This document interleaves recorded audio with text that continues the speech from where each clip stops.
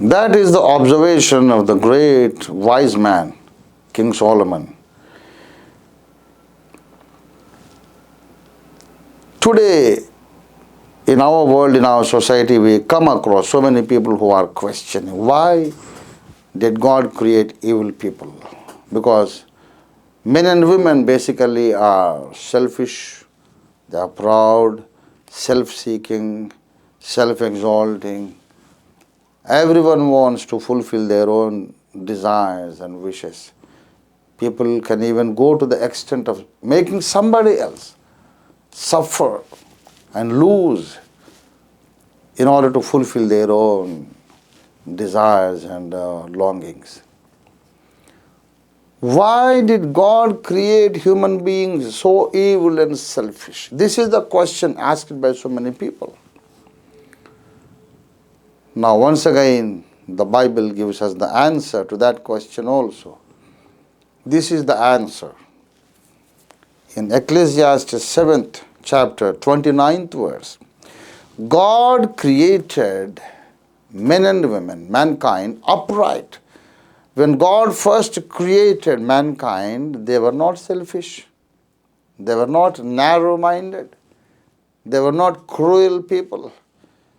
They were not people who would rob someone of their possessions. They would not make anyone suffer in order to make themselves happy. In the original creation, Adam was a holy person. Eve was a holy person. Selfless, so innocent, so clean, so beautiful in their character. God made them perfect. But later on, they have gone after many schemes. That is the story of mankind.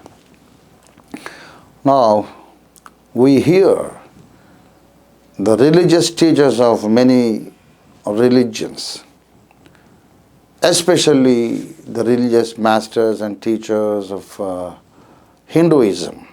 They keep on telling us that we have to overcome the inner evils like lust, pride, and jealousy. We have 6 enemies. They say Kama, Krodha, Lobha, and so on. 6 enemies, inner enemies. We have to overcome. Only then we can find moksha or get to heaven, attain the highest bliss in spiritual level, spiritual stature. That's what Hinduism tells us. But when we ask those great masters, where from did this lust and pride and jealousy come into our heart? When God created a man, the first person, first human being, did God create the first human being along with these evil qualities in him? If that is the case, God is punishable. God must be punished. He has no right to punish us. If God created a human being, the mankind with all the social evils, if God created the mankind in the first place with all the inner negative qualities, evil situation, evil qualities, evil characteristics, like pride, jealousy, and selfishness, then God has no right to throw us into hellfire, saying that we have committed sin. If God created us with lust, a rapist is justified. If God created us with selfishness, a thief and a robber is justified. The one to be punished is not the thief, not the rapist, not the murderer. The one to be punished is God, because God made them that way. The one to be punished is not the robber, not the rapist, not the thief, but God, because God made them that way. So this is the most difficult question the philosopher faces. If we are to overcome the inner evils like selfishness and pride and jealousy, who is the one who created? What is the cause of those evil qualities in us? What is the reason, the origin, the root cause of those evil characteristics in us? No one has the answer. Only Bible has the answer. The Bible tells us God is not to be blamed. God cannot be blamed. He is not to blame. You cannot blame God. You cannot say that God is the one whom should. You cannot say God is the one who should be punished, because He did not create a human being. He did not create the human race with these evil characteristics. God created the first human, Adam, and his wife, Eve, as perfect human beings. They were sinless. Take it from me, they were sinless. There was no evil characteristics in Adam and Eve. But later on, they had gone after many schemes. I will tell you about those schemes later, not now. Now, the given condition, the given situation, the given stature or status of mankind is that we are all living in chaotic condition. There was darkness upon the deep waters, and now there is darkness upon mankind. Darkness of sin, darkness of ignorance, darkness of foolishness is covering humanity. God has intervened once again in human history 2000 years ago, when God saw His creation spoilt, ruined, destroyed, in a chaotic condition. God was not sitting back, leaving it to its own fate. No, God was full of agony and pain and sorrow, and He came down. God was not happy unless He brought it back to the originality. When mankind was created in an upright condition, later mankind was corrupt, went after many schemes and became sinful. Then also God interfered. God intervened in human history. 2000 years back He came in human form, and that person is called Jesus Christ.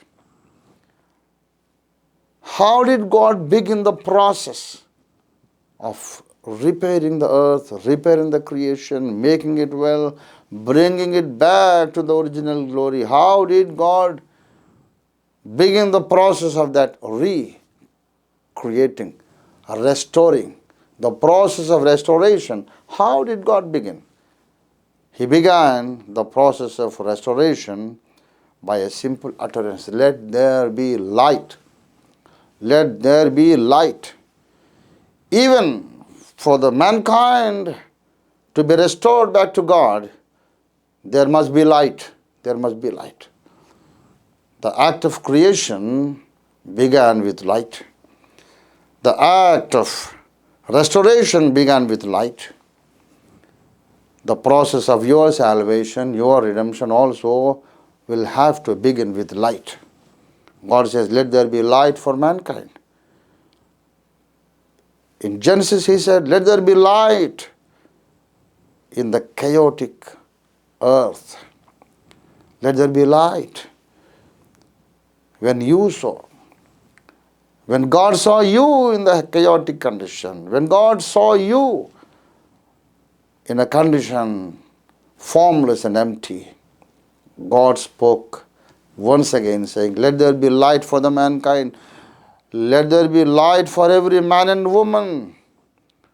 And that word came into this world in human form and said, in John's Gospel, 8th chapter, 12th verse, that word which God spoke came out of God as human being in human form. And that word came to this world through the womb of Virgin Mary. That word came to this world through the womb of Virgin Mary. And said in John's Gospel, 8th chapter, 12th verse, I am the light of this world.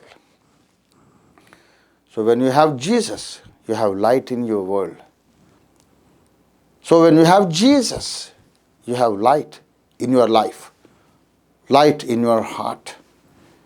You will not walk in darkness anymore. The light of wisdom, the light of righteousness, the light of joy and happiness, the light of righteous living. All this will be yours when you receive Jesus Christ. There is no light without Jesus. That's the reason he said, I am the light of this world, implying that without me you are all living in darkness.